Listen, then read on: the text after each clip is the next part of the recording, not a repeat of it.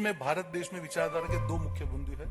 एक राष्ट्रवाद की बात हो या एक सनातन धर्म के रिस्पेक्ट की बात हो, ये हर भारतीय के दिल में है। जब ये लगने लगा लास्ट 1.5 साल से कि दोनों मुद्दों पे जो पार्टी की मुख्य जो ओरिजिनल विचारधारा थी उससे बिल्कुल भटकने की बात चलेगी, लेफ्टिस्ट की तरफ चलेगा। हम भी प्रवक्ता थे, हम भी कई बार डिफेंड करते थे। आज मैं सैनिक था, करता था, पर मन से दुख होता था कि ये क्या कर रहे हैं हम लोग।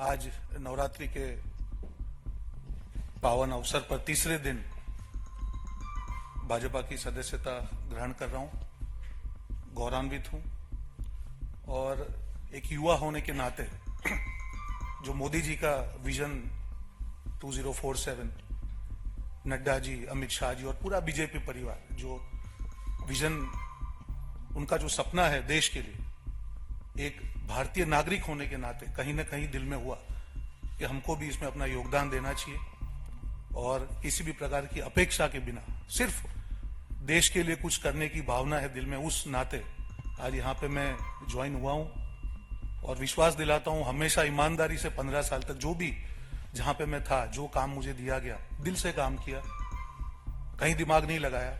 जो भी हुआ पास्ट में मैं नहीं जाना चाहूंगा। अब नई इनिंग आज शुरू कर रहा हूं पॉजिटिविटी से। जो भी काम दिया जाएगा देश की विजन के लिए, राष्ट्र निर्माण के लिए, वो काम मैं दिल से करूंगा। साथ ही कई सवाल ये आते हैं कि 15 साल और मेरे पिताजी 40 साल से कांग्रेस पार्टी में थे। हर बार सवाल उठाए जाते थे, हम भी प्रवक्ता थे, हम भी उठाते थे, पर जब आदमी खुद उस चीज में से निकलता है तब ये होता है कि सिर्फ लालच से आदमी नहीं छोड़ता है। जब स्वाभिमान की बात आती है, हम जैसे लोग राजनीति में कुछ लेने नहीं आए, हम सेवा करने आए। मैं सालों से, बचपन से I am a self made man. मैंने खुद ने मेरा बिजनेस किया, एक परिवार से हूं, एक व्यापारी परिवार से हूं। कभी किसी की हिम्मत नहीं है कि कह जाए कि चवन्नी भी पॉलिटिक्स से, कभी हमने वो अपेक्षा नहीं रखी कि कुछ न कुछ देना है, पार्टी को कुछ देना है। 40 साल से मेरे पिताजी हो या 15 साल से मैं हूं, ये सब लोग जानते हैं, जो भी हमारे करीबी हैं, कुछ अपेक्षा के बिना पार्टी में दिल से काम किया। पर जब ये लगने लगा कि एक ऐसी पार्टी जो विचारधारा की हम बात कर रहे हैं, और विचारधारा के दो मुख्य बिंदु, कोई भी पार्टी हो देश में, भारत देश में विचारधारा के दो मुख्य बिंदु है। एक राष्ट्रवाद की बात हो या एक सनातन धर्म के रिस्पेक्ट की बात हो, ये हर भारतीय के दिल में है। जब ये लगने लगा लास्ट 1.5 साल से कि दोनों मुद्दों पे जो पार्टी की मुख्य जो ओरिजिनल विचारधारा थी उससे बिल्कुल भटकने की बात चलेगी, लेफ्टिस्ट की तरफ चलेगा। हम भी प्रवक्ता थे, हम भी कई बार डिफेंड करते थे। आज मैं सैनिक था, करता था, पर मन से दुख होता था कि ये क्या कर रहे हैं हम लोग। आज हम राम मंदिर की हम बात कर रहे हैं, ठीक है। आज आप बोल रहे हैं कि सुप्रीम कोर्ट में हम लोग ऑर्डर का आप सम्मान करते हैं, आप क्यों नहीं जाएंगे? अगर सुप्रीम कोर्ट के ऑर्डर का सम्मान करते हैं, कोई नहीं जाने की कोई बात नहीं थी। तो जब तक विरोधाभास रहेगा, विश्वसनीयता नहीं रहेगी। ये मैं आपको दावे से कह रहा हूं कि जिस प्रकार से लास्ट 1.5-2 साल में, मैं किसी आज व्यक्तिगत टिप्पणी में नहीं करूंगा, पर जो एक कम्युनिकेशन स्ट्रेटेजी, एक मैसेज जो पीपल में जो देना होता है कि आपका विरोधाभास कितना है।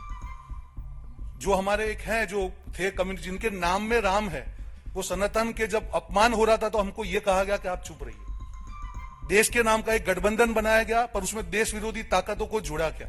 जिस केजरीवाल जी को कांग्रेस पार्टी ने आज खालिस्तान के साथ जुड़े होने के आक्षेप किए, वो चुनाव का पूरा में इंचार्ज था पंजाब में।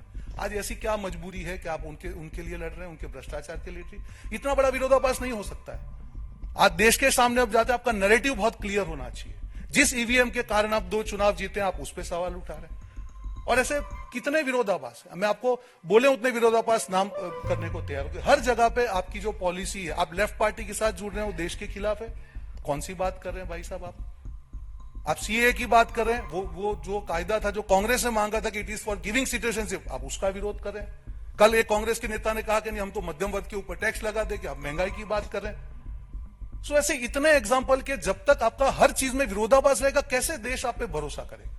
और आप आपकी गाड़ी पीछे के मिरर में देख के नहीं चला सकते हैं, आपको फ्रंट देखना पड़ेगा। कौन सा विजन है? आज जब मोदी जी बात करके 2047 में हाइड्रोजन मिशन की बात करें, वंदे भारत की बात करें, इंफ्रास्ट्रक्चर की बात करें, सोलर एनर्जी की हम बात कर रहे हैं, बुलेट ट्रेन की बात कर रहे हैं, कौन सा विजन? मैं भी युवा हूं, मैं यहां पे राजनीति में कुछ देने के लिए आया हूं।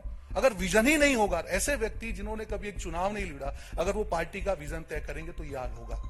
तो विनम्रता से मैं किसी व्यक्तिगत टिप्पणी में, जिस पार्टी ने 15 साल मुझे मौका दिया, मैं नहीं करूंगा। पर कहीं ना कहीं जो दिशा विहीनता के कारण जो उनकी विश्वसनीयता चली गई है विरोधाभास के कारण, उसके आज ये मैं निर्णय ले रहा हूं। बात खत्म, नेगेटिव बात नहीं करेंगे। आने वाले दिनों में जो भी पार्टी जिम्मेदारी देगी, दिल से निभाएंगे, दिमाग से निभाएंगे, और राष्ट्र निर्माण में जो भी योगदान होगा, एक भारत देश के नागरिक के नाते, ये योगदान युवा होने के नाते दिल से इस योगदान को पूरा करेंगे। जय हिंद, जय